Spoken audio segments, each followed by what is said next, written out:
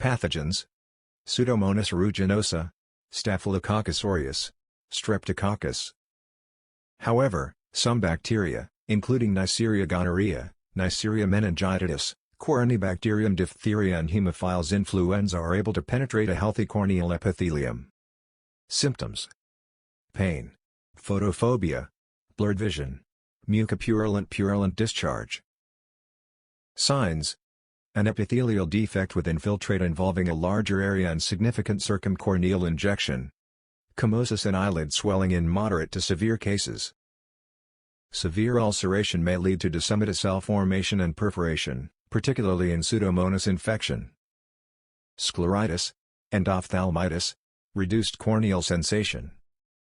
Workup: staining of corneal scrapings, conjunctival swabs, Gram staining, Giemsa staining. Culture and sensitivity of corneal scraping, conjunctival swabs in contact lens cases. Blood agar, chocolate agar, saber-odd agar. Treatment: hospital admission, discontinuation of contact lens wear, clear plastic eye shield, topical antibiotics, fluoroquinolone, moxifloxacin, every 1 to 2 hours. Subconjunctival antibiotics. Topical steroids. Commence topical steroids 24 to 48 hours after starting antibiotic treatment. Epithelialization may be retarded by steroids and they should be avoided if there is significant thinning or delayed epithelial healing. Systemic antibiotics and meningitis, early prophylaxis may be life-saving.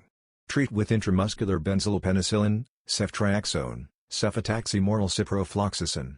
H.influenzae should be treated with oral amoxicillin with clavulanic acid. And gonorrhea requires third-generation cephalosporins.